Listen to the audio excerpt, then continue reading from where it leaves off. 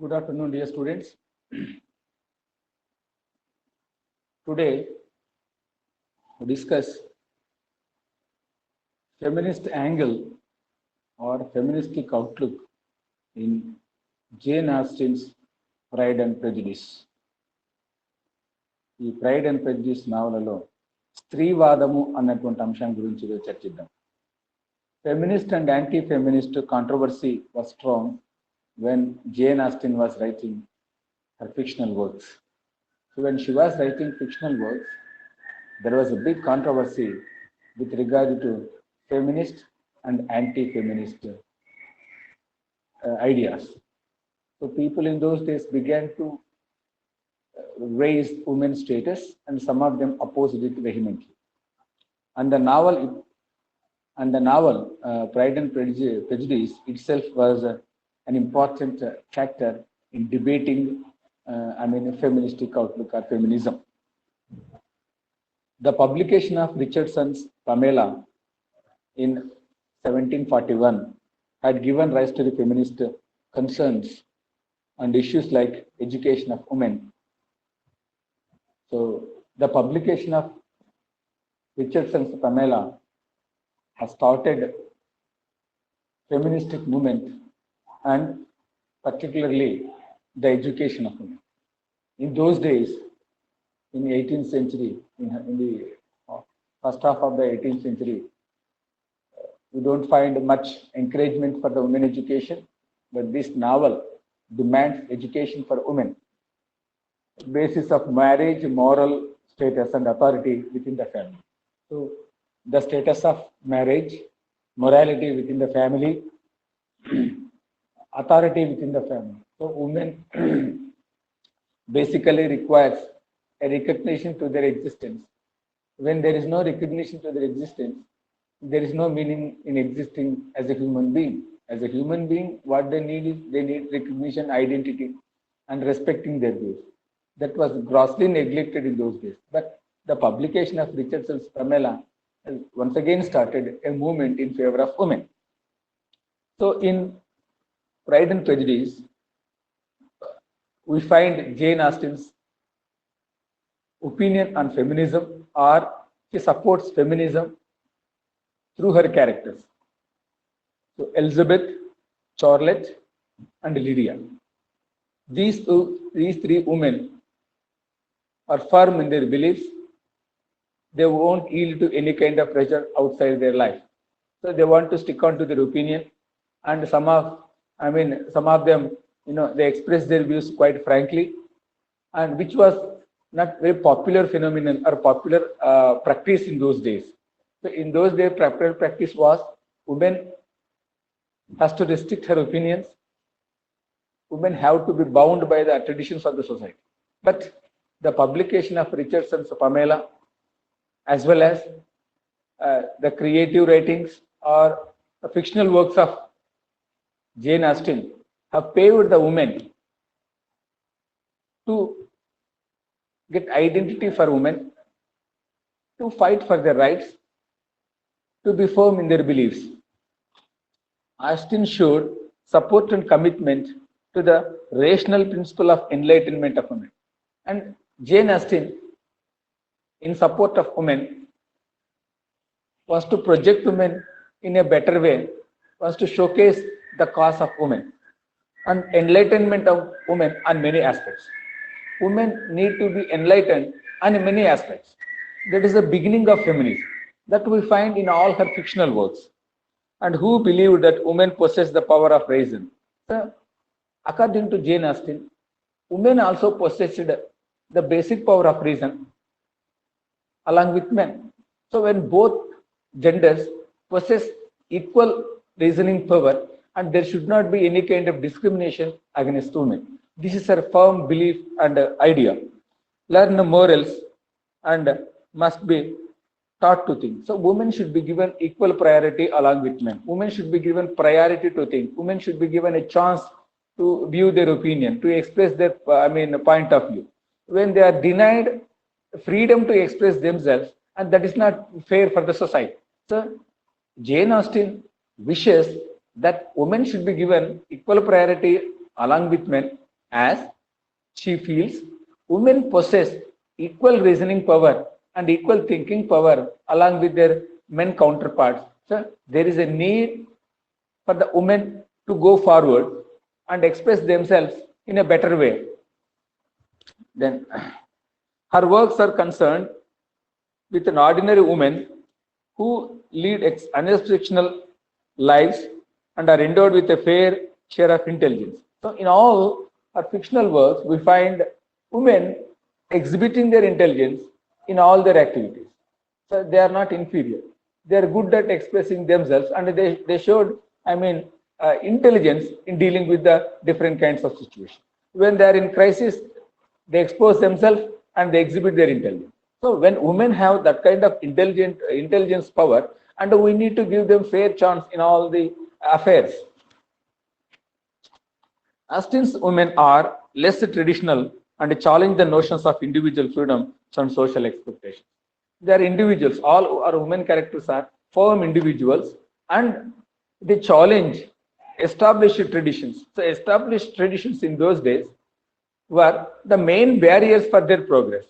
They decided to challenge these established traditions, and they want to prove themselves.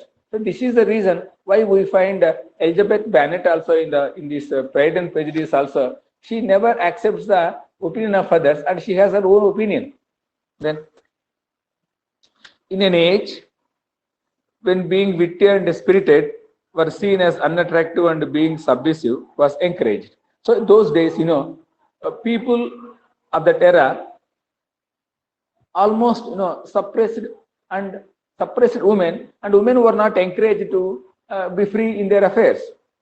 Austen's female characters rose in revolt against this idea. So all her women characters, they are not submissive human beings. They have revolutionary ideas, and they don't accept the things as imposed by them. They want to, they want to tell what they feel, and they want to, they never want to be under the control of anyone. They want freedom in all affairs. They want liberty. They want liberty in their affairs, and they don't want to come under, male-dominated institutions. So they want to be free. They want to express themselves, and that is the reason why, Jane Austen projection of women is quite good, and our projection of women, is very good in terms of male-dominated society's norms, and these women, cross these barriers and get their voice expressed in a beautiful manner. Yes, Austen's female characters rose in revolt against this idea. Elizabeth Bennet refuses to marry for wealth and comfort, and she is looking for equal partnership in her marriage. Elizabeth Bennet, being a heroine there, she doesn't give that much importance to money and comfort in marriage. She wants equal partnership in marriage. So marriage should not be based on comfort in life, should not be based on money. It should be based on mutual trust and understanding.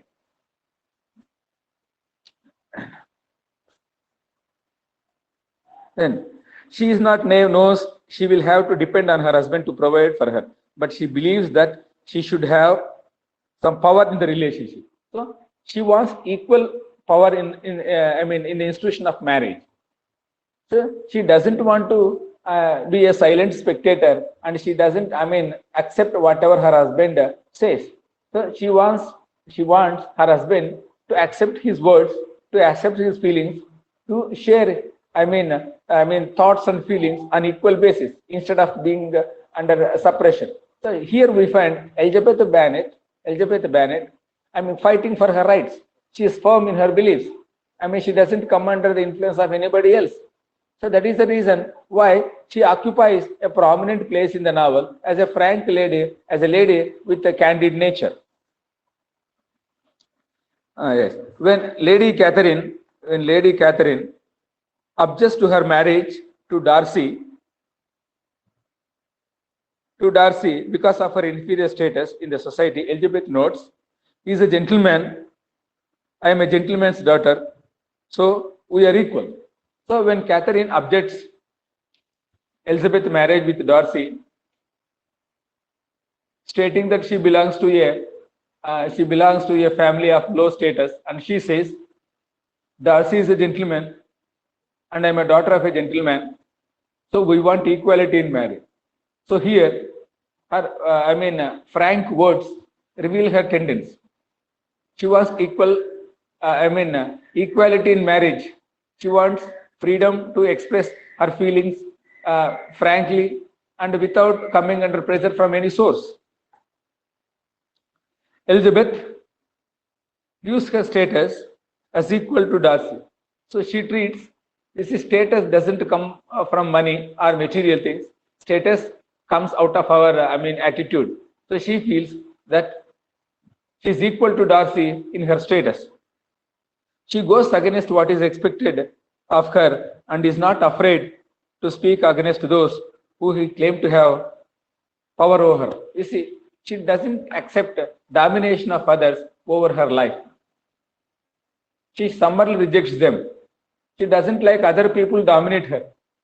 Then, when Darcy insults her and family while proposing marriage, expecting her to accept his offer because of his rich, and you see, when Darcy proposes her, then she gently reminds him for his arrogance and conceit and his selfish disdain of feelings of others. You know, when Darcy proposes her, she frankly puts her views, stating that you are a man of arrogance, though you may be rich, you are a man of arrogance.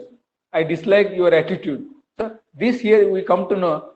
So in place of any other woman, in place of Elizabeth Bennet, any other woman would have easily accepted the proposal of Darcy. But here, Elizabeth Bennet shows her courage, shows her, shows her tendency and attitude towards the people.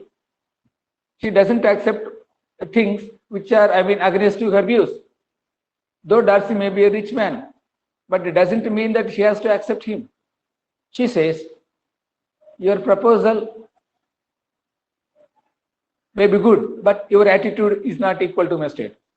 You are so arrogant. You may be feeling so proud of yourself being rich.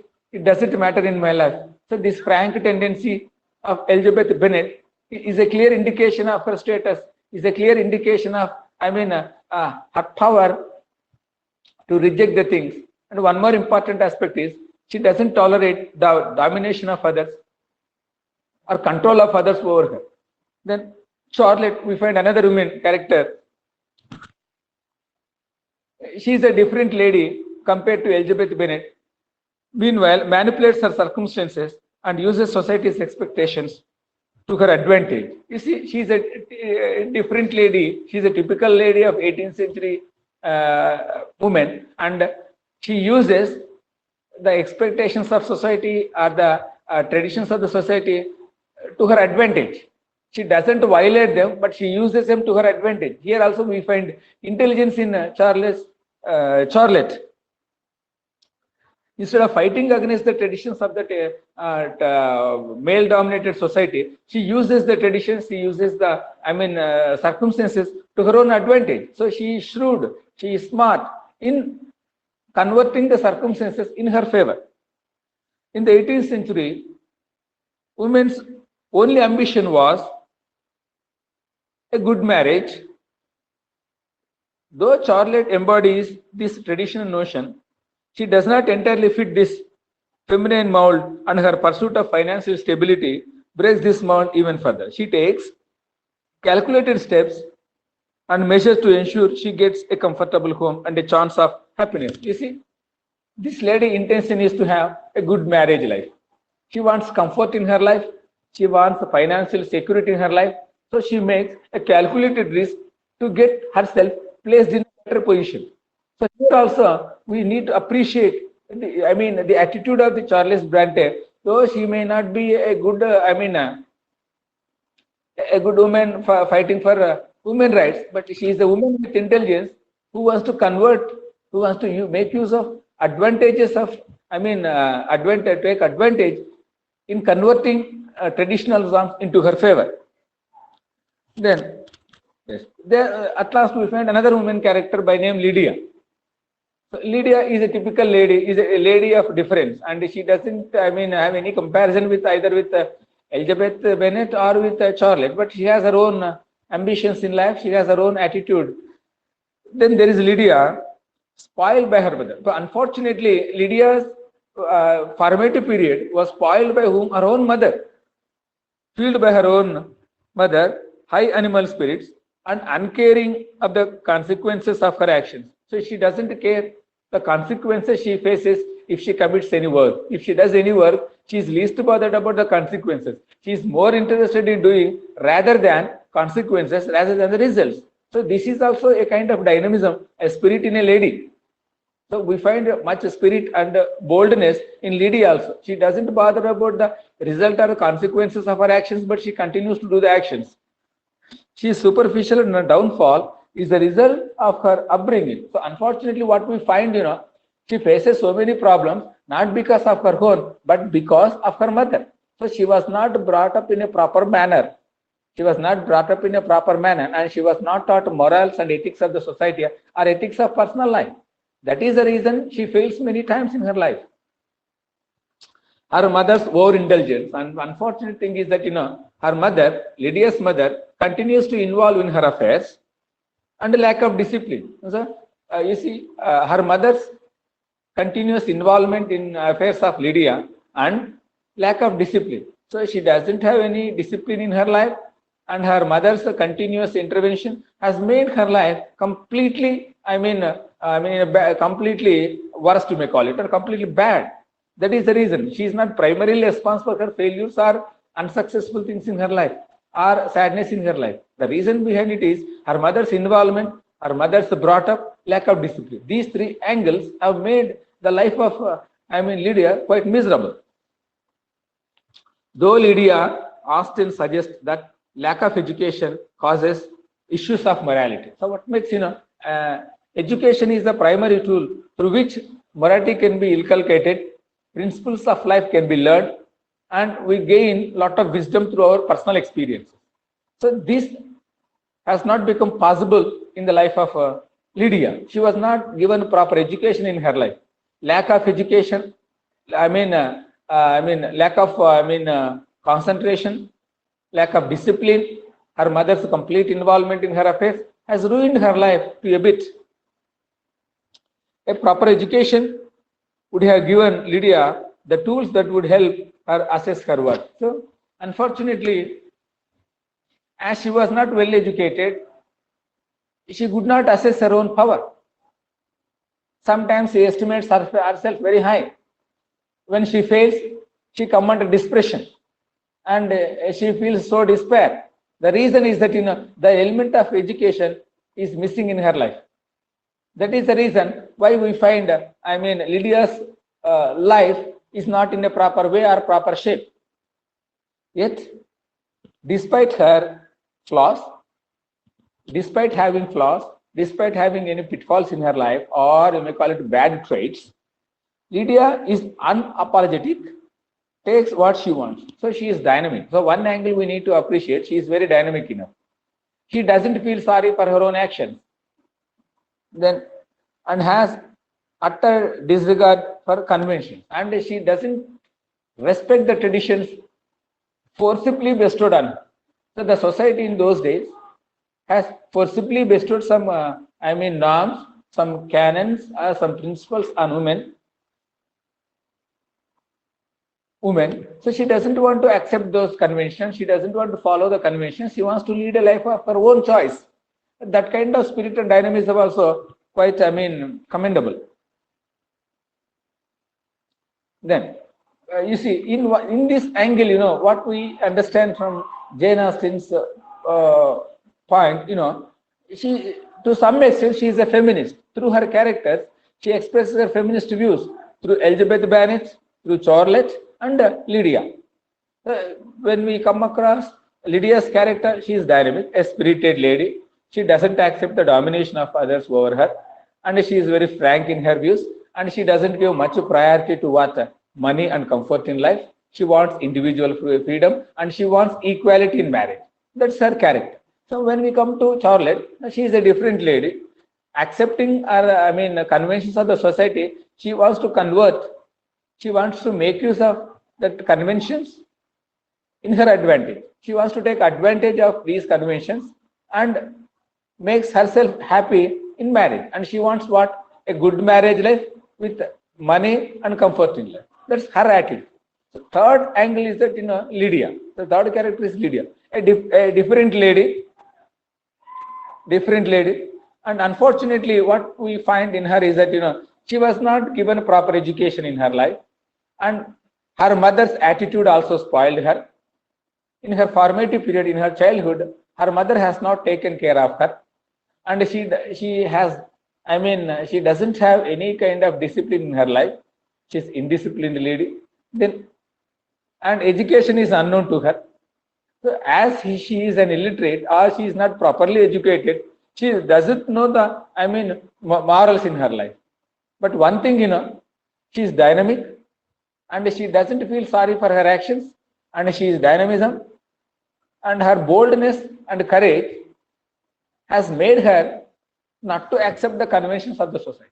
So from these three characters, by sketching these three characters, Elizabeth Bennet, Charlotte and Lydia, Jane Austen firmly expressed her views on feminism, and she wants women to fight against injustice, to fight for individual freedom, and lead on par with men in day-to-day affairs. So this we come across in Jane Austen's novel Pride and Prejudice. So feminism also a kind of angle, a kind of thematic concern in Jane Austen's novel Pride and Prejudice. So this is about a feministic angle in Pride and Prejudice. Thank you.